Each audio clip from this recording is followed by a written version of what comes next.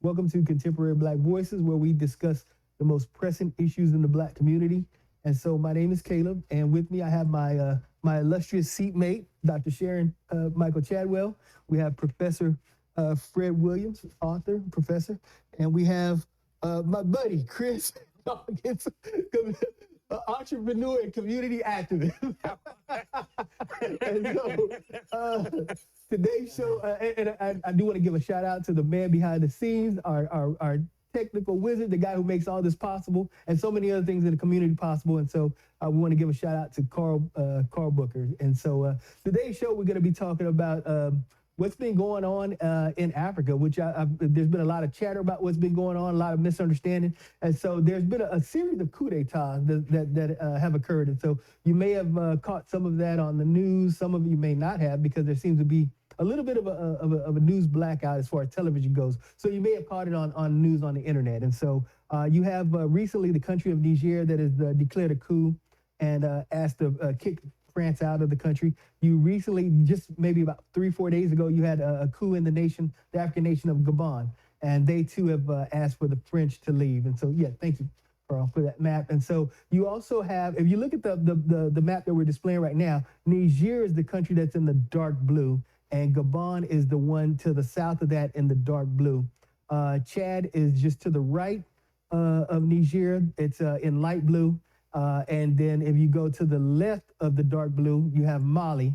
And below Mali, you have kind of in a medium blue color, you have the nation of Burkina Faso. And then if you go to the further left, you'll see the nation of Guinea. And there's one nation that's missing, which is just south of Chad, which is Central African Republic. And so it's a sizable swath in what's known as the Sahel region of Africa. And so the other one that I didn't mention is all the way to the far right, which is Sudan. And so they have their own issues there, where you have generals that are fighting over control of that nation. And so, but we were mainly concentrating on is the French-speaking the part of Africa, which again you can see that's a pretty large swath. And so, Carl, if you can show the colonial map, thank you. And so, if you take a look at that, you'll kind of get an idea of the everything that France controlled at one time, which is in the dark blue. What you see in the red is what was controlled by the British. The brown is what was controlled by the Portuguese, and the green is what was controlled by the Italians. And so, and the orange is interesting. So the orange is Congo, and so the orange was controlled by the Belgians. It was actually controlled by not the Belgian government, but King Leopold himself. It was his personal province. And so it was known as the Congo Free State. It is a French-speaking country, and so a lot of times we do include that in what we call French-speaking Africa. Even though it was controlled by the Belgians, it's considered a part of French-speaking West Africa. So if you take a look at the blue and the orange, you can see it's a sizable swath of the African continent. And then the little island down there to the south is Madagascar, which is also French-speaking. And so again, so today we're going to be talking about the coup d'etats, and we're going to be talking about federation. And so, what some of the leaders that have pulled off these coup d'etats have proposed a federation of coming together and forming one single African nation. And so, I want you to take a look and see what that would mean. Carl, if you could pull up again pull up the resource map. And so if you take a look at those nations and see what that kind of would mean, you have Mali. And if you take a look at some of the resources, you have gold and you have copper. Mali is also a major producer of cotton in the world. And to the left of Mali, you have Mauritania. And so Mauritania, again, you have gold and copper. And then if you go to the right of Mali, you have the nation of Niger, which is also one of the nations that has staged a recent coup d'etat. And you have uranium, which supplies France and much of Europe with uranium. Nigeria also has oil. If you go down a little bit, you will see the nation of Burkina Faso, which again is gold. So if you look at Mali, Burkina Faso, and Mauritania, you see where a big chunk of the world's gold supplies come from. And then if you go over from Niger, go to the right, you'll see Chad, which again is uranium and oil.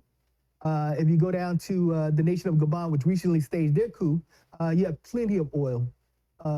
They are a major oil producing nation. And so just I wanted to cover this with you so you kind of understand what those nations come together and the resources that they would entail, and you kind of want to understand why France didn't want to give those nations up and doesn't want to give those nations up. And you kind of understand the potential danger of a conflict between France and those nations. I didn't see Nigeria.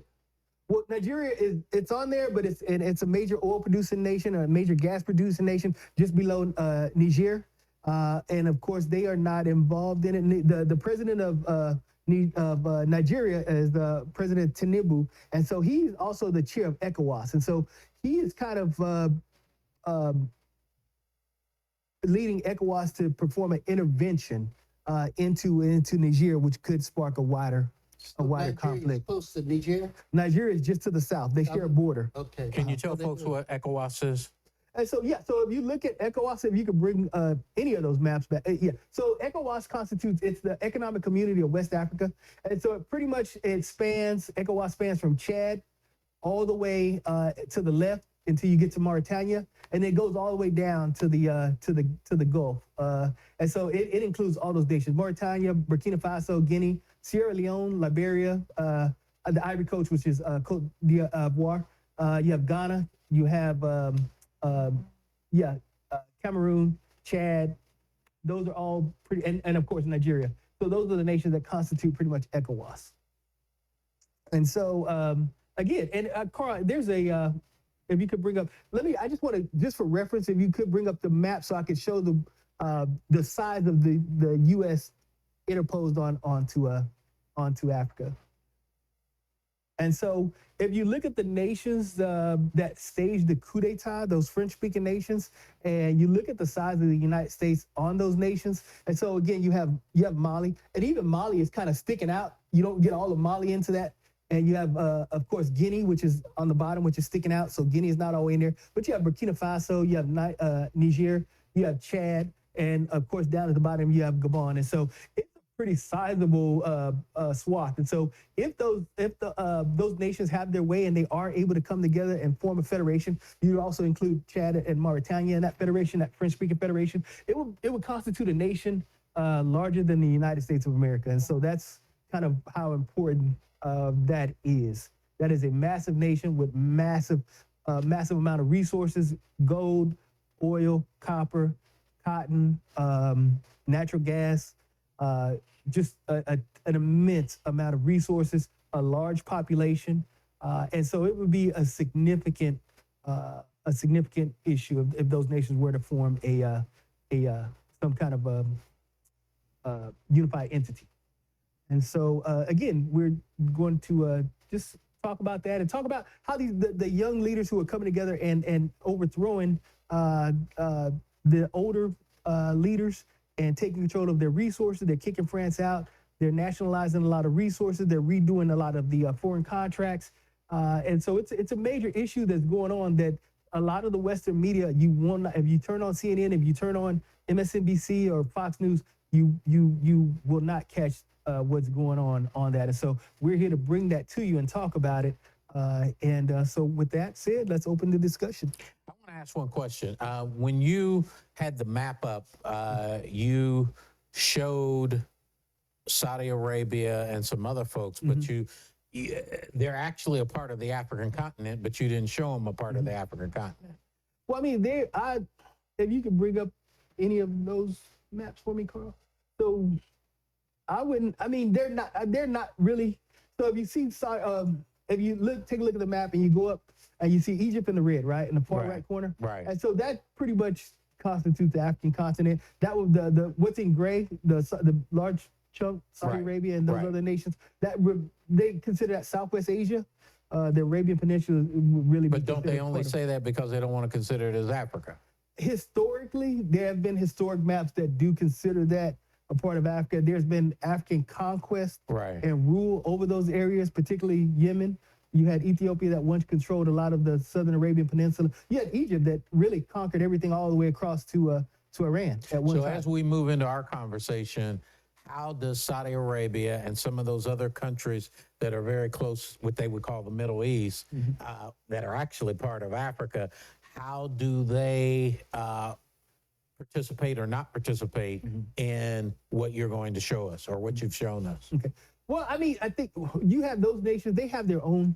They have their own agenda. You have what they call the MENA nation, Middle East North African nations, and so those nations are primarily they're Arabic nations, and so they really, as far as they have, especially ones in North Africa, like you have Egypt, Algeria, Tunisia, Morocco, Western Sahara, Libya. Those nations really have their own. They have a dual identity. A lot of them more lean toward the Middle East and their Arab identity. You had when Gaddafi was in power, he was probably the only one of those North African leaders that had an African identity and accepted his Africanness and the Africanness of his nation. But for the most part, a lot of those nations are kind of, it's kind of the same thing. They kind of eschew everything that's African because they have a negative Western perception of Africa. Now, with that being said, I do want to give Algeria and the Algerian president credit, which they had their own coup d'etat, Algeria did. And so, of course, and Egypt did with Sisi. A lot of those are ruled by dictators in the north anyway. But you had, Algeria did tell France that they couldn't use their airspace to launch an attack on Niger. And the same thing with Libya. They said you can't use our airspace to launch an attack on Niger. So that's pretty much. And who are they saying this to? France. Oh, okay. They told France you That's can't good. fly over our airspace Right. to launch an attack. You showed Egypt in red. It was a former British colony. Egypt was? Mhm. I didn't know that.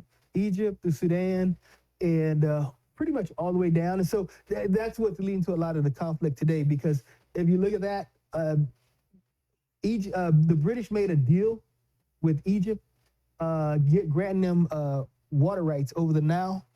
And so the Egyptians are relying on the deal that they made with the British, and they're using that deal to tell Ethiopia that they can't build and fill their Grand Renaissance Dam.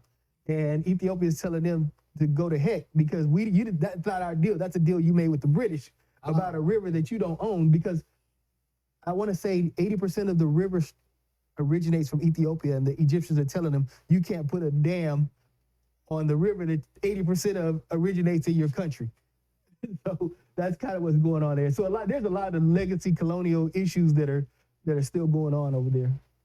Mm-hmm. So you say they're in, I don't know if you want to get into it because we're almost out of time for our first session. Oh my goodness. Yeah, but I guess when we come back, Mm-hmm. you said there's a new young generation taking over, and they're in the process of putting, like France, taking the resources back and everything. And so I guess my question to you, will they be powerful enough as they are today?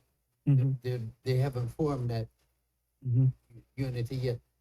Let's say United States, France, United States, well, we're not going to let Niger do this to France. We're going to go in there and we're going to help them. Right. Is Niger strong enough to fight off that invasion? I guess we can take that. And that's a fantastic question. I tell you what, we will come back in part 2 and we'll address that question, and we'll address the other questions from the panel. And so please stay tuned and join us for part 2. This is Contemporary Black Voices, and we'll see you in a minute.